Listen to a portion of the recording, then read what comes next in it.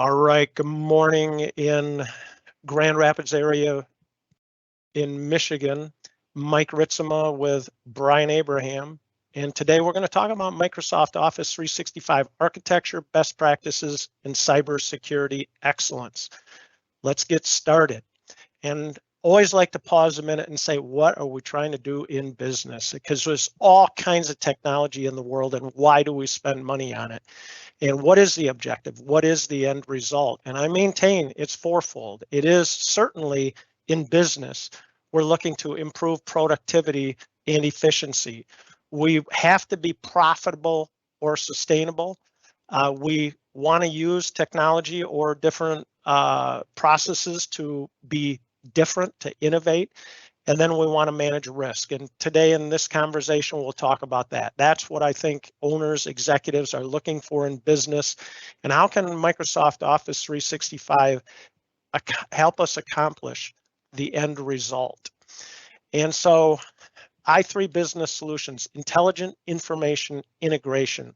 I think a big point of our conversation today, talking about architecture, best practices, is how do we use technology to integrate information, not create islands of information. I rail against these islands, which look like, oh, we're using Dropbox, we're using Zoom, we're using Slack for project management, we're using some sort of email system, and we have a different phone system. I'm logging in and using all kinds of different technology, and I'm managing the security of that technology.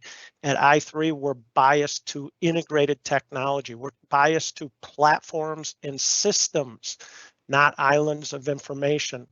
But technology marches on.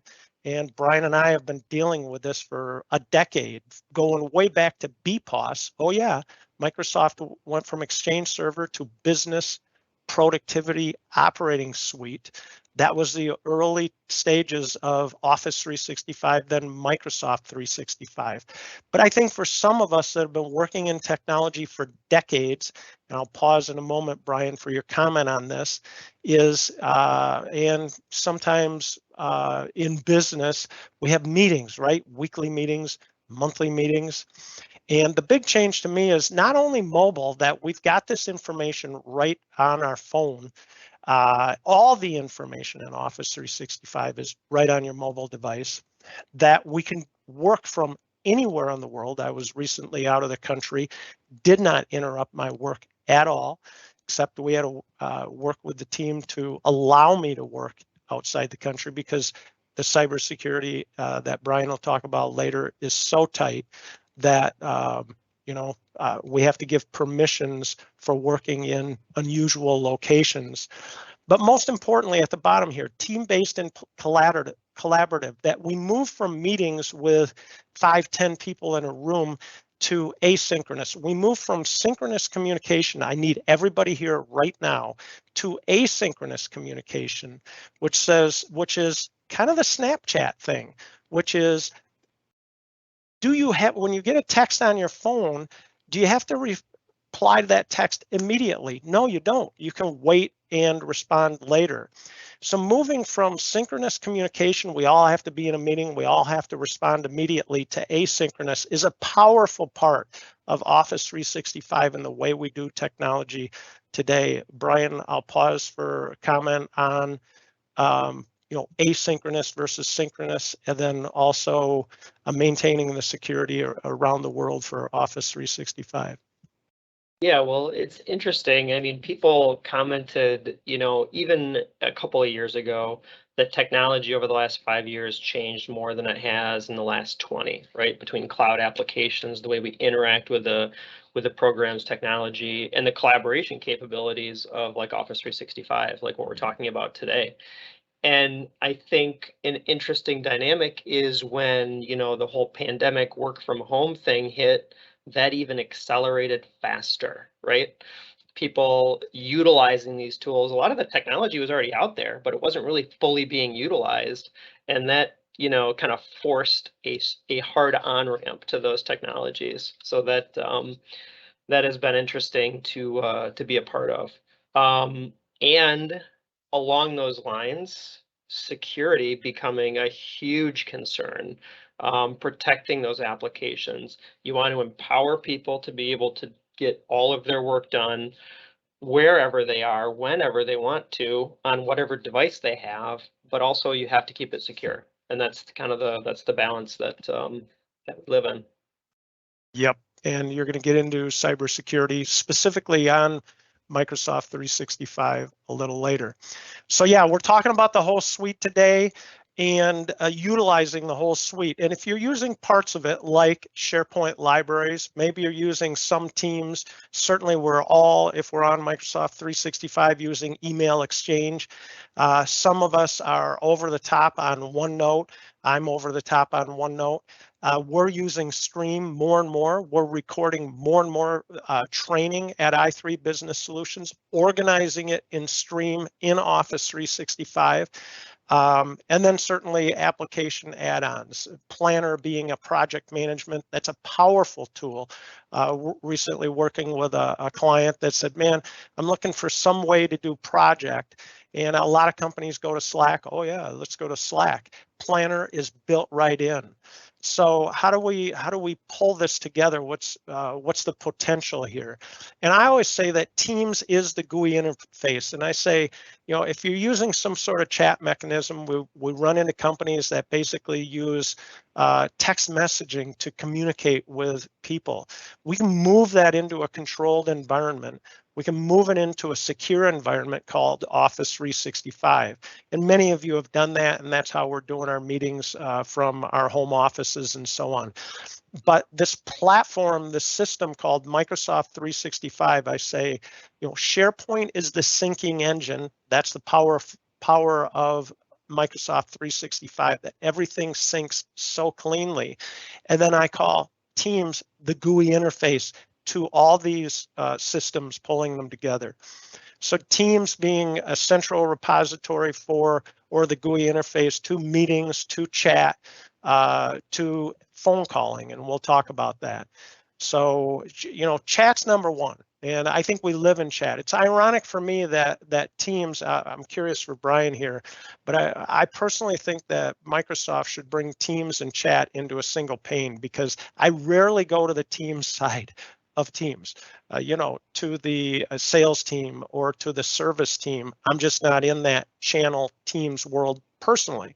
We work in this chat world. We chat with 2, 3 people, 6 people, but we don't always live in the channels in the Teams world. How about you, Brian? Are you over on that side of Teams often or much?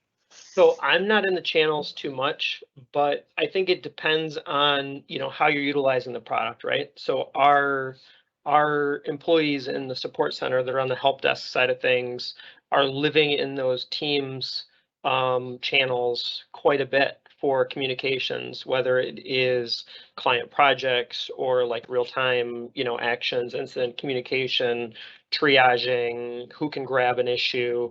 They're in it quite a bit. Yeah. And so that goes to something I'll just mention is the app mention. And so certainly if you're in a chat or in a team and you want a specific person to take action, use the @ sign and then start typing their name, and it'll pop up for them as a priority. They'll get that visibility. So, because I live in chat, if somebody wants to get my attention in the Teams channel, if they use an app mention, it'll rise up in the activity list, and I'll be able to see that.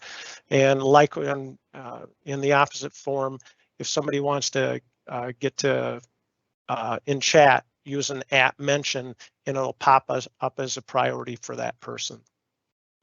So mobile is one, and I want to mention interesting product here, or something you might not be aware of, and I think it's generational also, that many live on their mobile device. They live in browsers. I go back, I like the client, the PC level, Outlook, etc. But mobile is something I'm doing more and more with. Well, there's something called Phone Link in Microsoft Windows 10 that they keep improving, and I use it. So I can text from my desktop, from my phone. This is actually a view of Phone Link in Windows 10 on my desktop. It's an icon on my desktop. And I connect to my, in my case, an Android, a Samsung phone. And here's my text messages here. Here's the phone face. I can open an app here, etc. I find it convenient mainly for text messaging, especially if I send a Teams message and I want to get somebody's attention. I can copy paste that Teams chat into a text and send it to them that way. Brian, I'm sorry if I've hit you 9 ways to Sunday with requests, but any comments on mobile and Office 365? No, I mean, I think you hit it. I mean, the big thing for people that I relay is, all of the documents, the communications, the shared documents, the live editing, you can do that all on your mobile device. So those libraries that used to be, islanded off on the shared drive when you were in the office or on VPN, you can now get to from your mobile device, and you can pull up that Excel document and edit something. Or you can get a workflow notification if somebody else has edited the document. You can get that in real time on your mobile device. Exactly. We had a short 28-minute meeting yesterday with the whole company. I was at a remote location, had my cell phone, and you can see on the screen here some of the apps that I use. And you can also see a picture at the top of the Rocky Mountains at 14,000 feet.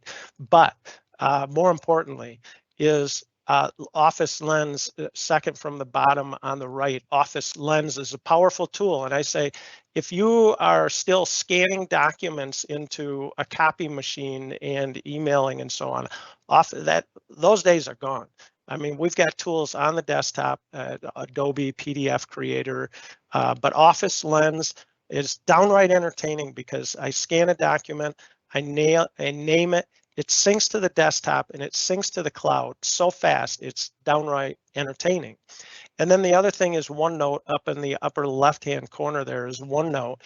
And for our 28-minute meeting yesterday, I was at a location. I couldn't get to my PC. I fired up my cell phone. There was a concept I wanted to talk about. I knew it was in OneNote. I opened the OneNote and maximized it so I could see the notes that I wanted to share, which I had created on OneNote on my desktop. They sync to my phone. I was able to be prepared for the meeting and have that conversation with clean notes in front of me. Very powerful mobile. The other thing is on the right side of the full screen here, you see room systems. They're reasonably priced, $300 to $800 devices you can put in a conference room and have video chats tomorrow. And lots of different options there. So the power of the integration is substantial. And then all the apps are integrated, and the roadmap for Office 365 marches on. And now in Teams, you can add PowerPoint, you can add Excel and Word and do all the work right in there if you want. And then there's also connected apps, just like your cell phone. You can go out and hunt down applications that are integrated to Office 365 for security and to improve productivity. Might be your payroll system, any number of options out there. Amazing the apps that are available. And if you look at the bottom, I think it's the store down there where you can see app integration at the bottom of that graphical image. So live meetings, we were kind of joking before because Anna, who's been with i3 for, I think, 3-4 weeks now, she's facilitating the live meeting here. I'm not a live meeting specialist. I have no idea how to do a live meeting in Teams. Anna does. And it's a powerful tool. So, moving from Zoom and WebEx to Teams live meetings, it works, it records, it downloads, you can transcribe it. You put it in your stream, you upload it to YouTube, which we'll do with this. Live meetings, very powerful, and certainly meetings in Office 365. So this is an example of a new meeting. And I'm not going to spend a lot of time on OneNote, but I say, and I'll get to this in a minute, but if you're using Outlook for email, then you should be using OneNote for sharing concepts and ideas, centralized concepts and ideas. But when we create a team meeting at i3 Business Solutions, or we create a meeting and invite on Teams, is we're going to click on the icon here, and I see now it's automated. The third icon from the top left, Join Teams Meeting, is automated. When I click on Create a Meeting, it puts the Teams meeting right in there automatically. But then a couple icons to the right there, Send to OneNote. I click on that, and now I can choose the OneNote where I want the notes for this. So standing meetings that occur monthly or weekly, the notes are in OneNote. Anybody in the company can find it. And they're, where are those notes? Well, go to the meeting. There's the link to not only Teams, but to the OneNote. You can do that recurring for the whole year. And we've improved utilizing integration and productivity at i3. Brian, I'll pause for a comment on OneNote and my unhealthy fixation, or your perspective on OneNote, Teams meetings, etc. No, I would say that the meeting notes, having, you miss a meeting, what happened, you just pop into your notebook, look at your last meeting date, and, read through the notes. It's been a great tool for collaboration on either meetings that we have with our clients, keeping notes, continuity, going back, looking at the history, or even projects, whether it's a client project or an internal project that we're working on, all of the different pieces of the projects, all the moving parts, all the notes. It's been a very powerful tool. Well, that's a very good point. I'm going to jump up here to a Teams view and say that if you looked at i3 Business Solutions Teams, on the lower left, we've got two other teams, and that is vendors and that is customers. And so you can chat with individuals outside your company. Yes, you can. And secondly, you can create vendor meetings and customer meetings with the OneNote notes in an organized fashion, very secured inside of Teams, which Brian described there. So we've been using Microsoft voice over IP calling for over 3 years now here at i3.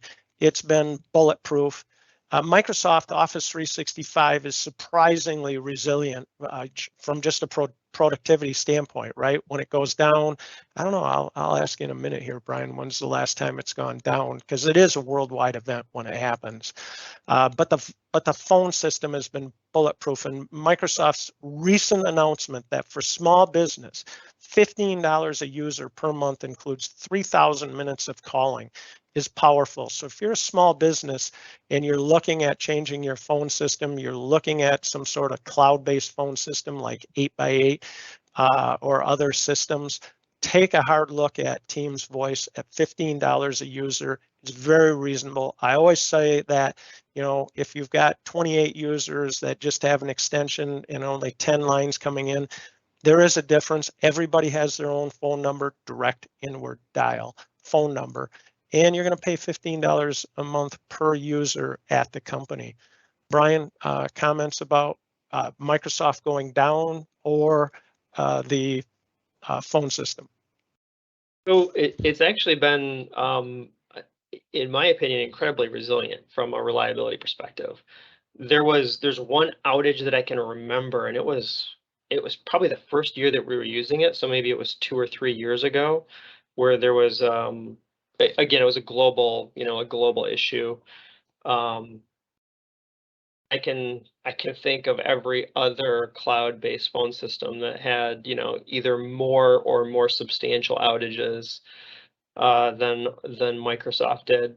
So it's been incredibly reliable, which is, a little bit surprising. I was around when BPOS came out, the first iteration of Office 365 back in, what was that, Mike, 2010, 11, 12, somewhere in that era. And I used to joke that I could build an Exchange server way more reliable than Microsoft could host Office 365. Yep. But they got that fixed pretty quickly. By 13, 14, 15, it was a rock solid platform. and the phone system has been reliable and pretty connection resilient too. You know, the issue with, you know, VoIP systems is you got to have a really good, reliable internet connection to have good quality. But Microsoft is doing a pretty good job of limiting, you know, the bandwidth that it requires. So it's been a good experience. And if you're ever on a shaky connection, it's funny, they can tell when it is, and they'll ask you, you know, how was your experience? How was the audio? How was the video? So they're soliciting feedback to improve it, even beyond what it is. Absolutely. And that is another entertaining thing that it is amazing how they utilize bandwidth. And one of the things I say about meetings is because meetings are now physical and virtual at i3 Business Solutions, I'm never late for a meeting, and I am known to be a minute or 4 late for a meeting. But you can be driving down the road and fire up that Teams meeting in your car with video through cellular and be on time for any meeting now. So that's a powerful use of mobile and the technology. All right, so hierarchy to search. I mean, again, a little bit old school here. I live in a hierarchical world. Where is that document on the server in the old days? In what folder? And then my thing is, do we really need subfolders of subfolders of subfolders to organize things? Can't we just put it in the primary folder? But regardless, hierarchy is history. We're talking about search here. So that's a big change. The power of Office 365, the system, the platform, is that you can search. It's going to search the text inside these documents and find them, and then organize them in priority, much like a Google search. And so a well-built system with best practices implemented properly is going to allow you to use search instead of hierarchy. It's a big mind shift for a lot of us. And I think that's a good transition, Brian, to say, you know, kind of that mind shift of hierarchy to search, but then straight into security. I'll turn it over to you. Sure.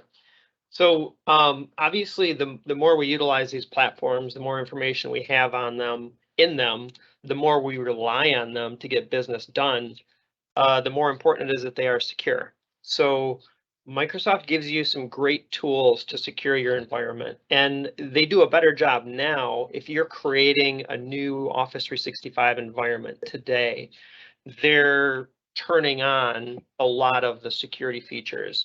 If you have an environment that was turned on years ago, there's security features that didn't even exist when that environment was created that need to be turned on. So there's you know, if you're talking about the top 10, 25 things that you can do to secure your environment, there's a lot of lists out there. CISA has one, the Cybersecurity Infrastructure Security Agency has one for Office 365, and Microsoft has several. But what I recommend to people is look at your security center. So Microsoft has a security center that is going to analyze your environment and tell you what the most important things are to turn on in that environment. And it's going to tell you 2 different things. What you have the ability to turn on today with the licensing that you own, and what are some of the things that you could turn on with an additional license that you might need. So there's a little snippet of the Defender for Office plans there. If you can see that on the screen, there's a plan 1 and a plan 2. But if you look up those differences, you can see kind of, you know, what's included, and that's a bigger list than I have included on the screen. It's about 20 items long or so. I just grabbed the first little portion of it, but that'll tell you, you know, what you have the ability to turn on. And then as you're looking at your secure score, right, that is going to rank you out of how potentially secure you could be. And it will actually tell you for your industry, if you're healthcare, manufacturing, how you align with other industry peers and companies of your size. If you're a 20-person company or a 20,000-person company, it'll say how you align with your peers in that area as well. And that security score is a moving target. So the recommendations change, new features come into play, new settings come into play. So it's not something that's one and done. It's something that you want to periodically review. And Brian, you might get into this later, but a Defender for Office 365, Plan 1, Plan 2, different levels, 20 different yeses. That's all automatic. You fire that thing up and everything's perfect. No, not quite. Why don't you hit the next slide, Mike? All right. We'll talk a little bit about that. So, priorities, every priority you'll see multi-factor authentication, right? Everybody tells you that's the number one thing you need to be doing, and that's absolutely true. What they don't necessarily tell you is that you should know who you're enabling multi-factor authentication for, right? Because if you just turn it on, all that does is require your user to enroll. You don't know if that's an old vendor account that was used 5 years ago that there's now somebody, in the Eastern Bloc logging into and siphoning off your information. So audit your user accounts. You want to see what the old accounts are that are in there and check the logins. Microsoft gives you the tools to be able to audit and say, when did this person log in? Where did they log in from geographically in the world? So those are important prerequisites for enabling multi-factor. You can't just enable multi-factor and assume that your environment is secure, because you just required the bad guys to enroll their account with multi-factor. Dedicated admin accounts is another big one. So, don't have your non-trained Office administrator being your Office 365 global admin, especially, people that are potentially click happy or opening, a lot of attachments in the daily job of their daily job, right? So HR people are notoriously at risk because they're receiving resumes and documents frequently. So you want to have dedicated admin accounts. So only people that are kind of trained in the system, know how to do it, are doing it, and they're not using their daily driver user account. And training your users, right? So we offer that through a service to cybersecurity education and phishing testing. So you can send out those phishing testing messages to your users and see who's clicking on it, who's putting in all of their information. Because ultimately, your end users are going to be one of the biggest sources of risk for your environment. And what you were talking about, Mike, Defender ATP. So that is your Defender Plan 1 and Plan 2 policy that you can turn on. What you need to do is configure that after you turn it on. So all of the policies, the alerts, the configuration analyzer, those all need to be enabled and configured. So you have your anti-phishing policies, your anti-spam policies, your safe attachments, and safe links. Safe links is a fun service that if you do get a phishing message, you click that link, it is going to redirect you to Microsoft, and it might say, nope, that's not a safe place to go. So those are important features to turn on. And then the configuration analyzer, that's kind of like the security center, but the configuration analyzer is actually going to tell you of those policies, how well do you have them configured. So, like with any policy, you can configure it, securely or, very loose, let's say. So it's going to review that and give you a recommendation on how to tighten it up. All right. Let's wrap this thing up by saying use meetings, live meetings, use mobile, phone link works, OneNote, Office Lens, Teams GUI, search hierarchy, Power BI and Power Automate. Track us down for the power of Power BI and Power Automate for your business. It's part of Office 365 and very powerful. Point of today's message is intelligent information integration, not islands. Utilize the power of Office 365. It is an integrated environment. It's a system, it's platform, it's secure, and there's no right or wrong way to use Microsoft products. but there are best practices that can improve your productivity. Mike Ritsema, Brian Abraham signing off.